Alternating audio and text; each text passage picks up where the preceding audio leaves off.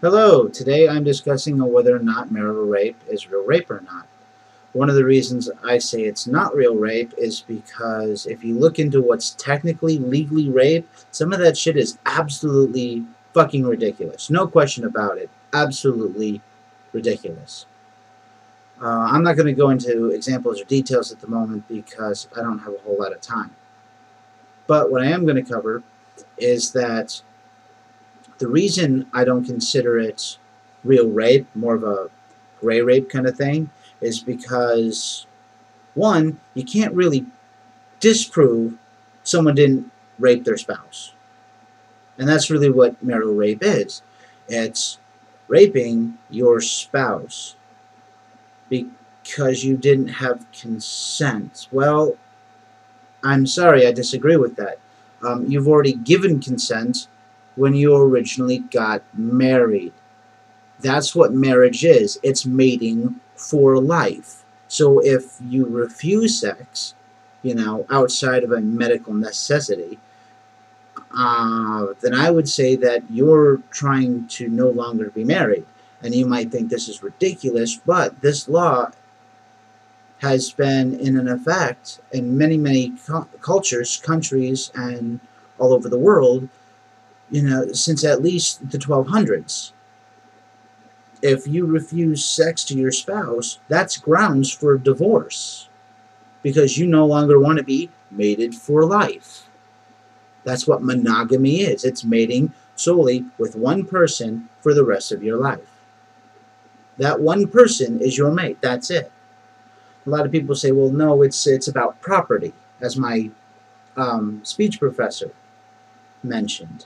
And it's not about property. I don't know anyone in today's world who actually thinks of their wife as property. And it's not about property. A lot of cases, a lot of the times, women will use withholding sex as punishment, as a form of behavioral modification. Now, whether that's right or wrong, you can decide for yourself, but this is a passive-aggressive act on the part of a lot of women. And basically, the way I see it is the woman's trying to keep a guy's dick in a jar. That's what it is. They're trying to keep a dick in a jar. So the guy can't use it on any other woman because he's married, and then that's grounds for divorce. He could handle it himself, but it's, obviously not nearly as good as the real thing. So she's withholding it as punishment against him. Basically, it is a form of torture. She's basically trying to blue ball him. So if he has, sex with her while she's asleep or something, right? Well, okay, that's right. But in most states, what constitutes as marital rape is if it's overtly violent, because rape itself is less about sex and more about violence, control, and domination. And that's why people become seriously victimized about it. And I say people because it's not only against women. Women rape other women. Men rape other men. There are women who rape men, although most men won't come forward with it because it's embarrassing. It's more stigmatized against a man than as a woman because, socially speaking, men are always supposed to want to have sex with anyone, anywhere, anytime, whatever, which is completely sexually stereotypical against men. And men have to fight this off. They try to say things like more women are sexually harassed than men, which is also bullshit. I've had women at school make jokes about castrating me. That's sexual harassment. They're just joking about it, but it's still sexual harassment. Now, I usually shrug it off, or I'll make some kind of, comment like, "You want to ride for me, but you're going to say that? Yeah, okay." And then they quickly apologize. But I don't go running and try to sue them or shit like that. But women will take it like, "Oh my God," the slightest comment, the slightest offhand comment. A problem with marital rape being considered real rape or gray rape or any form of rape, whether under law or real, is the fact that it can become a case of he said, she said. You know, if the wife says her husband raped her, and then the guy turns around and says, no, she raped me, I just didn't want to say anything about it, legally, how do you go about proving or disproving? You know, they're married, so chances are they've had sex. You know, so there's not going to be a dispute of that. And obviously, the DNA is going to come back as his. You know, in cases like this.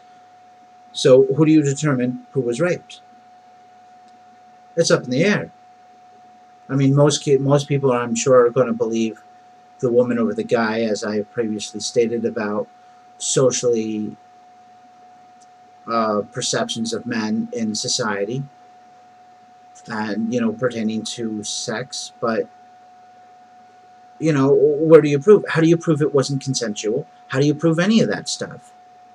If there are only two people in the room, or the married couple, how do you prove it? Like I mentioned before, in most states it requires to be overtly violent.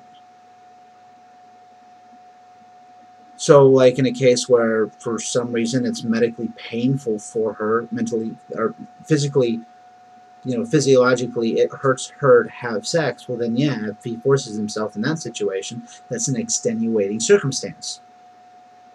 And that should be considered rape because he's doing what he wants regardless of his wife. Well, that one goes against the marital vows, and two, you know, he's still forcing himself on her. That's ridiculous.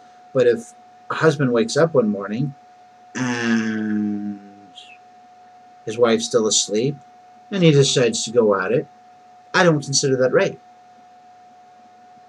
She's not really harmed. She's already generally consented by saying I do at the altar, you know, when they got married. But outside of that, I can't see that as rape. I really, really can't. You know, do you have to have specific consent every single time? I mean, it was like in a movie I saw when I was a teenager. It was a real sci-fi movie. You can probably, you know, do a Google search. But in the beginning of the movie, people go to bars with a lawyer to sign a contract for sex. Is that what we really want our society to be? Every time you have sex with someone, you have to sign a contract of what will and will not happen during the acts? Is that the society we want to live in? I mean, seriously, what constitutes rape these days, you know, legally, is absolutely ridiculous. It's mind-boggling. You know, as a friend of mine said, that in most cases, it was a woman, by the way, in most cases, like, people get raped because they're stupid. That they put themselves in these obviously risky situations, and then they go, oh, I was raped. Well, no shit. You were being stupid. And that was her point of view. She was talking to me about how she had been raped, you know, back in high school. But she said, yeah, it was mostly my fault. I said, what do you mean it was mostly your fault? She goes, well, I put myself in a situation with a group of people who were questionable. And I was drunk partying with these people, and yeah, I got raped. She says, I knew it was a possibility, but I put myself in that situation.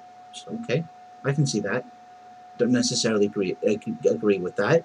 But, you know, that was a woman from a woman's perspective who had actually been in that situation. You know, as opposed to someone, you know, talking about a situation they've never been in. So that's my take on it, and I hope this was useful.